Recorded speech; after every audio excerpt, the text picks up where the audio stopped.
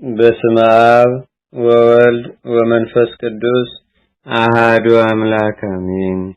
አንድ አምላክ በሚሆን በአብ በወልድ በመንፈስ ቅዱስ ስም መጋቢት 12 በዚህች ዕለት ቅዱስ ሚካኤልን እግዚአብሔር ወደ ጠንቋዩ በለዓም ላከው። እስራኤልንም ይረግማቸው ዘንድ ባላቅ በጠራው ጊዜ አህያው በሰው አንደበት እስከተናገረች ድረስ አስደነገጠው። መርገሙንም ወደ በረከት መለሰው። በአማላጅነቱም ለዘላለሙ ይጠብቀን አሜን። ሰላም እብል ለዘይቀድም ጾታው ምለቅውማ ነፍሳ ለብሎ የመዋዕት አይተክነፊሁ ሚካኤል ካህን ለመልእክተ ዲያቆን በአምሳሊሁ ይክት ለድዋነ ነፍሴ ይዞ በዴሁ ከመሬዮም ካላን ይፍርሁ። በዚህችም ዕለት የከበረና የተመሰገነ የእስክንድርያ ሀገር ሊቀ ጳጳሳት ለአባቶች ሊቃነ ጳጳሳትም 12ኛ ተሿሚ የሆነ የቅዱስ ዲሜጥሮስ ድንግልና የተገለጠበት ሆነ። የመገለጡ ምክንያትም እንዲህ ነው። ከእርሱ በፊት ሊቀ ጳጳሳት ለነበረው ለቅዱስ ዮልያኖስ መንፈቀ ሌሊት በሆነ ጊዜ ከእግዚአብሔር የታዘዘ መልአክ ተገልጦለት አንተ ወደ ክብር ባለቤት ወደ ክርስቶስ ትሄዳለህ። የወይን ዘለላ ይዞ ነገ ወደ አንተ የሚገባ ሰው ካንተ በኋላ ሊቀ ጳጳስ ሊሆን የሚገባው እርሱ ነው አለው። ማግስት በሆነ ጊዜም የከበረና የተመሰገነ ዲሜጥሮስ የወይን ዘለላ ይዞ ወደ ከበረ ዮልያኖስ ዘንድ ገባ። ቅዱስ ዮልያኖስም ያዘው፣ ከኔ በኋላ ሊቀ ጳጳሳችሁ እንሆ ብሎ ለሕዝቡ አስረከባቸው። ስለርሱም የእግዚአብሔር መልአክ እንደገለጠለት ነገራቸው።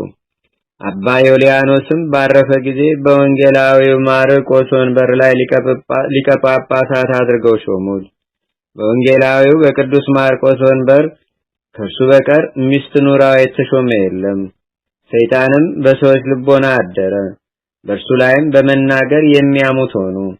ስለዚህም ነገር ከእግዚአብሔር የታዘዘ መልአክ ለቅዱስ ዲሜጥሮስ ተገልጦ እንዲህ አለው፣ ከሕዝቡ የሚያሙሃሉና ከልባቸው ጥርጥርን ልታርቅ ይገባሃል።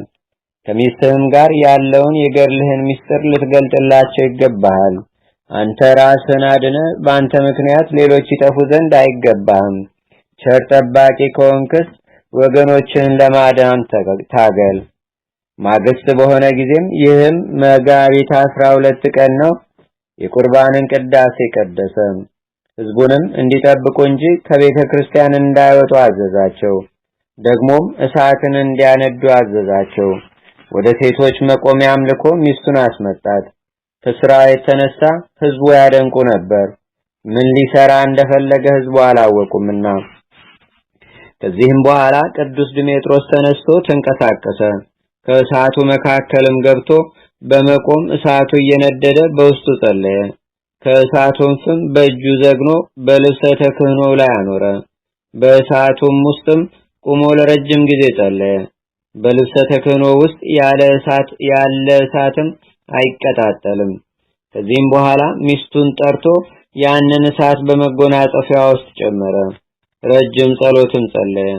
እሳቱም ከልብሶቻቸው ምንም አላቃጠለም። ሕዝቡም አድንቀው እግዚአብሔርን አመሰገኑ። ሕዝቡም ይህን ሥራ በምን ምክንያት እንደሰራ ያስረዳቸው ዘንድ የከበረ ቅዱስ ዲሜጥሮስን ለመኑት። እርሱም ከሚስቱ ጋር ያለውን ገድሉን ገለጠላቸው። ያለ ውዴታው እርሷም ጋብቻን ሳትሻ እንዳጋቡት እንዲህም አለ። እነሆ በአንድነትኛ 38 ዓመት ስንኖር በጋብቻ ሥርዓት ከተገናኘንበት ጊዜ ጀምሮ በአንድ አልጋ አንድ ልብስ ለብሰን እንተኛለን። ግን ወንዶች ሴቶችን በግብር እንደሚያውቋቸው ሴት እንደሆነች አላውቃትም። በዚህ ሁሉ ዘመን በየሌሊቱ የእግዚአብሔር መልአክ ከሰማይ እየወረደ በክንፎቹ ይሸፍነናል። ይህንንም በዚህ ሁሉ ዘመን ከሰው ወገን ለማንም ከቶ አልገለጥኩም፣ ልገልጠውም ከቶ አልሻምና። ግን እናንተ ከበደል ትድኑ ዘንድ እርሱ እግዚአብሔር አዘዘኝ እንጂ አላቸው። ካዩትና ከሰሙት የተነሳም ሕዝቡ እጅግ አደነቁ፣ እግዚአብሔርንም አመሰገኑት።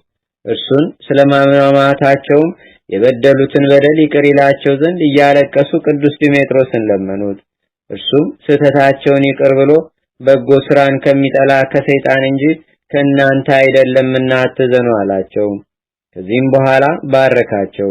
ወደ ቤታቸው የሚገቡ ዘንድ በሰላም በፍቅር አሰናበታቸው። ከሊቀ ጳጳሳቱ ከቅዱስ ዲሜጥሮስ ካዩት ታምራትም የተነሳ እግዚአብሔርን እያመሰገኑ ወደ ቤታቸው ገቡ።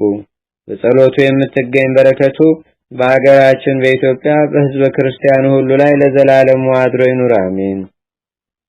ሰላም ለዲሜጥሮስ እንተ በእዴሁ ተጽፋ ሐሳበ አዝማን ዘዴረ ወላ አለፋ አራየ ዮም ኃይለ ድንጋሌሁ በስምረተ አምላኩ አልፋ አቁሮ ሳተ በኩፋሩ ወለብሲቱ በአስፋ ለለናፈቁ ሕዝብ ከመይኩን ተስፋ። በዚህች ዕለት ደግሞ ከፍልስጤም ሀገር መላዚ በሰማዕትነት አረፈ። በረከቱም ከኛ ጋር ትኑር ለዘላለሙ አሜን። ሰላም ለከ ሰማዕት መላዚ ዘምድረ ፍልስጤም ወልደ አጋዚ ምህረተ ነዳያን እለቡ እንዘይሴዚ ከመታምክረኒ ናታናዛዚ ቅድመ ይዳደቀኒ ሊተ ደሞታ አዚም። አንድ አምላክ በሚሆን በአብ በወልድ በመንፈስ ቅዱስ ስም መጋቢት 13 በዚህች ቀን ልጥያ በሚባል ሀገር የከበሩ 40 ሰማዕታት በሰማዕትነት አረፉ። በዚህችም ቀን ደግሞ የኦርቶዶክሳውያን ሰዎች የታላቁ አባት የመቃርስን የእስክንድሪያው የመቃሪዎስን የደስታቸውን መታሰቢያ ያከብራሉ።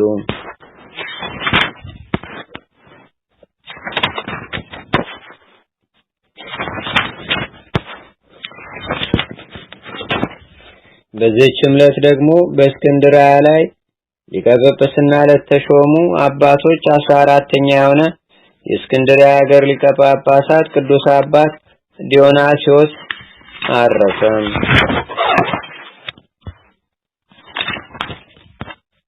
ለእግዚአብሔር ምስጋና ይሁን። እኛንም በቅዱሳን መላእክት፣ ጻድቃን፣ ሰማዕታት፣ ደናግል፣ መነኮሳት፣ አበው ቀደምት ይልቁንም በሁለት ወገን ድንግል በምትሆን በእመቤታችን በቅድስተ ቅዱሳን በድንግል ማርያም ረድኤትና በረከቷ አማላጅነቷም በአገራችን በኢትዮጵያ በሕዝበ ክርስቲያኑ ሁሉ ላይ ለዘላለሙ አድሮ ይኑር፣ አሜን።